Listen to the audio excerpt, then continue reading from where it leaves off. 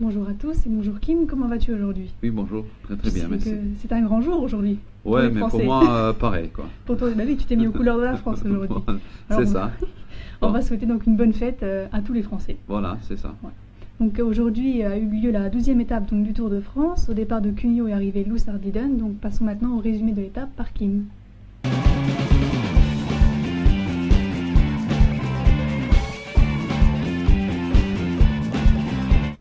Alors Kim, aujourd'hui on a une étape de 211 km, c'était la première étape en haute montagne, donc une étape difficile pour nos coureurs. Qu'est-ce que tu en as pensé toi? Bon, une étape très très difficile, un départ qui n'était pas si vite, mais quand même une petite échappée avec bon, quelques-uns dedans qui pouvaient réussir pour arriver, mais un peloton qui était très très fort, une équipe Léopatra qui a tout de suite réagi dans le Tourmalet pour forcer l'allure. Et là, on a vu déjà beaucoup de coureurs qui sont distancés. Un Tony Martin, de notre ami allemand, qui s'est déjà distancé, n'est pas très bien aujourd'hui. Un André Lascleux qui de nouveau est chuté. Alors aussi lui, il est distancé à la fin de cette étape. Bon, puis on a eu un peu les favoris qui se sont regardés dans la dernière montée. Mais à la fin, on a vu un Frank Schleck qui était vraiment le plus fort pour ce classement général. Il est arrivé avec une petite avance, 10 secondes devant un Cadel Evans qui pour moi était très très fort aujourd'hui. Ronny Schleck, il était bien. Contador qu'il a perdu du temps, mais une montée où les favoris se sont arrêtés. Et à la fin, Samuel Sanchez qui a remporté l'étape, qui est parti dans la descente et un Espagnol près de son pays pour moi. Aussi pour l'équipe Euskaltel qui était vraiment prévue de gagner une étape et pour eux vraiment une très très belle chance et voilà, c'est lui qui a remporté l'étape. D'accord, merci Kim. Passons maintenant au héros du jour.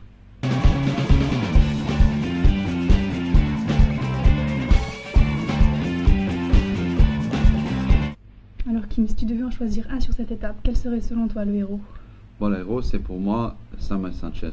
Il est aussi champion olympique de Beijing et je crois il est pour moi le coureur qu'il a attaqué vraiment très très tôt dans la descente du Tourmalet et puis il a conservé son avantage avec un autre coureur et puis il a quand même gardé son écart jusqu'à l'arrivée.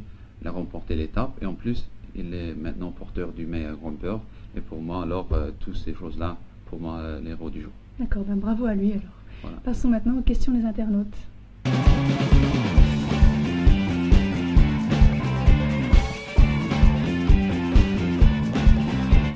Alors Kim, aujourd'hui nous avons eu beaucoup de questions de la part des internautes. Donc nous avons une première question de Michel qui se demande si d'après toi, Ivan Basso a une chance d'être sur le podium. Bon, Ivan Basso, l'Italien, qui a jamais réussi de remporter le Tour, mais pour moi un des favoris pour le podium. Mais il faut toujours savoir, il y a déjà beaucoup des favoris qui sont à la maison, qui ont un grand retard, et lui a réussi pour avoir le même écart sur le maillot jaune, et toujours en position pour être sur le podium après. Et pour moi, un des favoris pour la troisième place, pas pour la première ou la deuxième, ça va être vraiment très très juste, mais qui va tenter sa chance. Pour moi, un Ivan Basso qui est de retour, alors aussi très très bien pour notre ami italien. Merci Kim. Nous avons maintenant une deuxième question de la part de Georges qui se demande comment récupérer après une étape aussi difficile que celle d'aujourd'hui.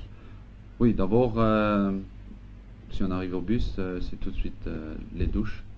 Puis on va manger quelque chose et le plus vite possible, il faut être dans l'hôtel pour avoir une bonne massage parce que les heures de récupération sont vraiment importantes. Et plus tôt qu'on est à l'arrivée, le mieux il est. Et puis on mange, on discute un peu sur l'étape de demain et puis c'est déjà repos. Voilà. D'accord, merci Kim. Nous avons maintenant une dernière question qui nous a été posée par SMS. Est-ce que tu penses que l'étape d'aujourd'hui était la plus dure du Tour? Ouais, c'était une des plus dures. Quand même, il faut toujours savoir que les coureurs font l'étape. On a vu à la fin un peu les grands favoris se voir, s'observer. Et pour cela, on n'a pas eu les grands écarts sur cette arrivée, mais quand même une étape qui était dure. pour moi, une autre étape très dure dans les Pyrénées, ça va être l'étape avec l'arrivée au plateau de Veille. Pour moi, mais aujourd'hui, c'était déjà pas mal. Pas la plus dure, mais une des plus dures. Voilà. Merci Kim. Et surtout, n'hésitez pas à lui poser vos questions via Facebook, SMS ou Twitter. Vous pourrez gagner notre magnifique coffret collector Tour de France avec ces 3 bouteilles. Passons maintenant donc, au pronostic de Kim sur l'étape de demain.